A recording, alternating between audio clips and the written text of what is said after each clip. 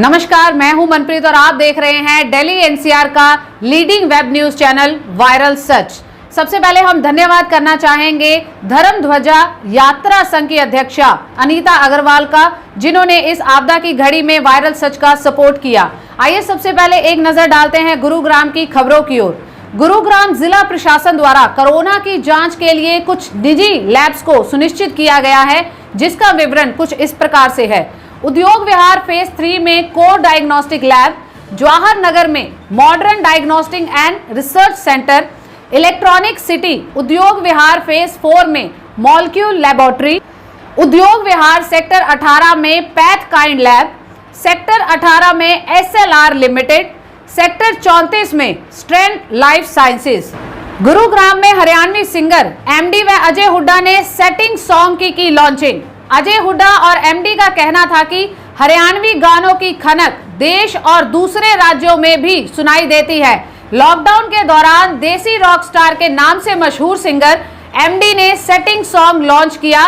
उनका कहना है कि युवाओं में हरियाणवी गानों को लेकर क्रेज बढ़ा है और युवा इन गानों को पसंद करने लगे हैं। ये हरियाणवी फिल्म इंडस्ट्री के लिए बेहद सुखद बात है।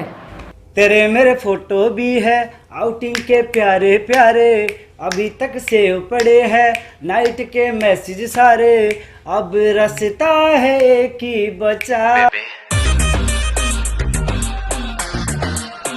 मने तू करके सिंगल हाय रे जांदी जांदी, तेरी सहेली गला वरना तेरे दुल्हे न दूंगा बता।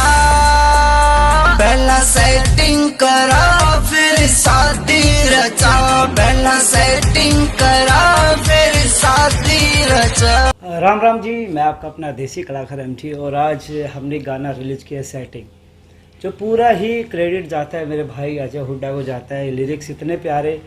भाई का फ़ोन आया था आज से 7-8 महीने पहले कि भाई अपन एक गाना करेंगे। वैसे हमारी मित्रता पिछले 10-12 साल से है, बहुत ही अच्छा प्यार है हम दोनों का। तो कभी एक दिल की अटैचमेंट थी ना, वो मिल नहीं पाई हमारी। भाई का फ़ोन आया एक बार कि भाई आप मोटो गाना करेंगे। बोलो हाँ भाई बिल्कुल करेंगे। दोनों ने पूरा प्लान किया। मेरा दुबई में शो था, मैं दुबई चला गया। भाई ने पीछे से गाना कर दिया क्योंकि भाई को जल्दी ही रिलीज़ करना था वो गाना। तो भाई का फिर से फ़ोन आया, भाई गाना ऐसा ऐसा है। मतलब भाई कर ले रिकॉर्ड। तो नेक्स्ट डे हमने वो गाना रिकॉर्ड किया, गन्नू भाई ने म्यूजिक किया है और गाना इतना प्यारा हुआ। आप लोग इतना प्यार दे रहे हो, टिकटॉक पे दे रहे हो और बस सारा क्रेडिट भाई को जाता है। अजय हुड्डा भाई ने पहली बार रैप की है, वो मुझे बहुत ही प्यारा लगा। प्रदेश सरकार की गाइडलाइन के बाद 8 जून से पूरे भारत में धार्मिक स्थल, शॉपिंग मॉल खोलने की तैयारी की जा रही है। हरियाणा सरकार ने भी गुरुग्राम और फरीदाबाद को छोड़कर पूरे प्रदेश में शॉपिंग मॉल और धार्मिक स्थल खोले जाने का ऐलान कर दिया है। लेकिन गुरुग्राम में बड़ी तादाद में शॉपिंग मॉल हैं और इन शॉपिंग मॉल के अंदर दुकान संचालकों को लॉकडाउन के दौरान भारी नुकसान का सामना करना पड़ा है। ऐसे में ये दुकानदार उम्मीद लगा रहे थे कि 8 जून से शॉपिंग मॉल खुल जाएंगे, जिससे उनकी दुकानें भी खुल जाएंगी और जो आर्थिक नुकसान झेलना पड़ रहा था उसकी भरपाई हो सकेगी। हालांकि दुकानदारों ने तमाम तैयारी को लेकर सोशल डिस्टेंसिंग मेंटेन करने के इंतजाम कर रखे थे, लेकिन कल आए प्रदेश सरकार के आदेश ने गुरुग्राम के शॉपिंग मॉल संचालक और दुकान संचालकों को निराश कर दिया। हालांकि दुकान संचालकों का कहना है कि उन्होंने तमाम तैयारी कर रखी थी, लेकिन सरकार शॉपिंग मॉल जल्द खोलने का फैसला दे ताकि जो आर्थिक नुकसान हो रहा है उसकी भरपाई की जा सके। देखिए नुकसान तो है। अब ह्यूमैनिटी ग्राउंड में देखा जाए, जब हमारा 3-3, 4-4 महीने से बंद है और हम डेली चलने वाले लोग हैं, मिडिल क्लास बिजनेसमैन हैं, हमारे पास इतना तो सेविंग होता नहीं है। काम चलता था तो रेंट जाता था, मेंटेनेंस भी जाता था, स्टाफ को तनख्वाह जाता था। अब काम बंद है तो 3 महीने का रेंट कहाँ से ला के दें ओनर को? बड़ा टफ है हमारे लिए। बट इसमें सरकार अगर कोई स्टेप ले, ओनर अपनी जगह ठीक है, किसी ओनर ने लोन ले रखा है, किसी ने दुकान खरीद रखा है, उनके ऊपर भी प्रेशर होता है, अपना अपना सबका EMI होता है। तो ये सरकार के ऊपर है, सरकार कितना करता है। बाकी ओनर और किराएदार के ऊपर भी डिपेंड करता है। आपस में बैठ के क्या वो आपस में सलाह निकालते हैं। अगर एक दूसरे को देखें आज की डेट में अगर ओनर भी खाली करा देता है हमसे, कौन सा ओनर को एकदम से किराएदार मिल जाएगा या हमें कौन सा एकदम से कोई दुकान मिल जाएगा। तो नुकसान होगा। नुकसान तो बहुत है, उसमें तो कोई डाउट ही नहीं है। आरटीआई कार्यकर्ता रमन शर्मा की याचिका पर फैसला सुनाते हुए कोर्ट ने गुरुग्राम के मेदांता के एमडी डॉक्टर नरेश त्रेहान समेत 52 लोगों पर एफआईआर दर्ज की है। एक आरटीआई के अनुसार मेदांता मेडिसिटी का प्रोजेक्ट पूरा होने के बाद चिकित्सा college, research centre, nursing staff के लिए क्वार्टर, मरीजों के रिश्तेदारों के लिए गेस्ट हाउस जैसी सुविधाएं तैयार होनी थी, लेकिन ऐसा नहीं हुआ। रविवार को गुरुग्राम में कोरोना ने एक बार फिर दिखाया अपना आतंक। 230 नए मरीजों के साथ कुल आंकड़ा पहुंचा 1922 तक। मुख्यमंत्री अरविंद केजरीवाल ने रविवार को घोषणा की कि उत्तर प्रदेश और हरियाणा से लगती दिल्ली की सीमाएं सोमवार से खोली जाएंगी और केंद्र संचालित अस्पतालों को छोड़कर दिल्ली के सभी सरकारी तथा निजी अस्पतालों में केवल राष्ट्रीय राजधानी के लोग ही इलाज करा सकेंगे।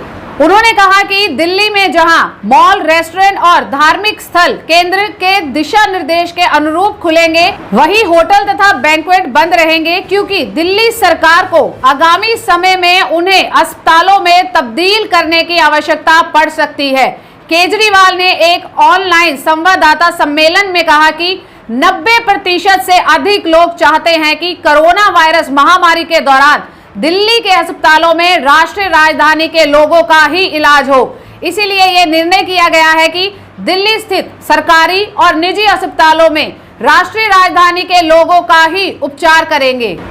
वार्ड नंबर 1 की पार्षद मिथिलेश बरवाल व प्रधान नरेश बरवाल ने K1 ब्लॉक में लंबे समय से ब्लॉक हुए सीवरेज लाइन को सुपर सकर मशीन से साफ करवाया, जिससे स्थानीय निवासियों ने भी राहत की सांस ली। अब खबरें देश विदेश से। कोरोना वायरस लॉकडाउन के बीच प्रवासी मजदूरों को उनके घरों तक पहुंचाने में मदद करने के लिए बॉलीवुड स्टार सोनू सूद की तारीफ हो रही है। वहीं शिवसेना सांसद संजय राउत ने पार्टी के मुखपत्र सामना में सोनू सूद के मदद कार्य को लेकर सवाल उठाए हैं।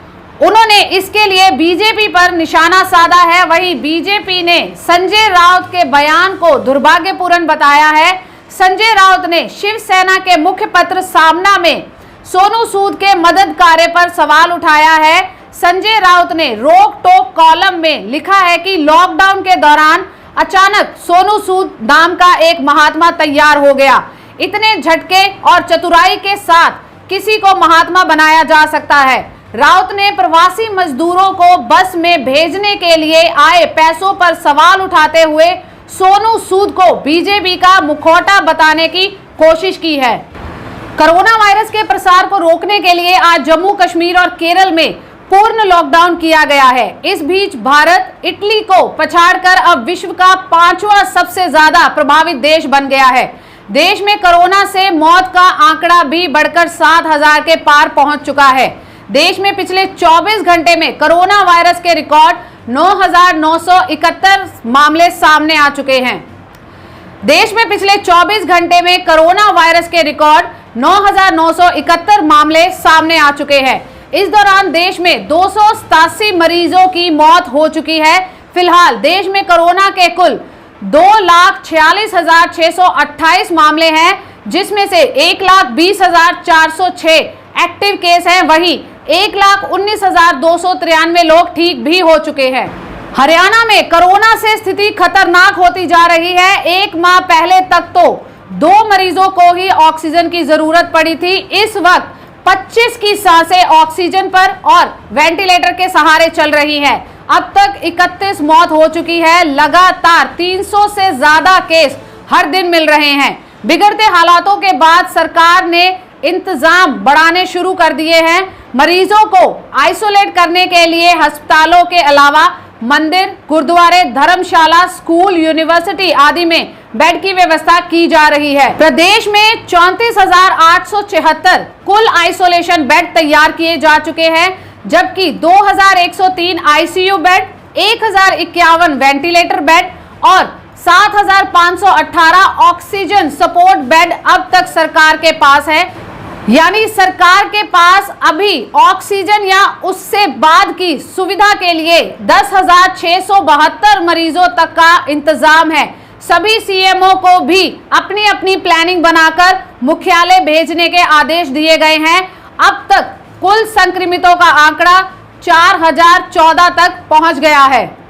इसी तरह देश विदेश की तमाम खबरों के लिए बने रहें हमारे साथ, क्योंकि सबसे तेज नहीं सिर्फ सच मिलेगा आपको ओनली ऑन वायरल सच। अगर आपके पास भी कोई ऐसा मुद्दा है जो कोविड-19 से रिलेटेड है, जनता से रिलेटेड है, प्रदेश से रिलेटेड है या देश से रिलेटेड है, तो हमें कमेंट बॉक्स में लिखना ना भूलें। इस वीडियो को ज़्यादा से ज़्यादा शेयर करें, लाइक करें और हमारे और आपके अपने चैनल वायरल सच को सपोर्ट करना ना भूलें। नमस्कार।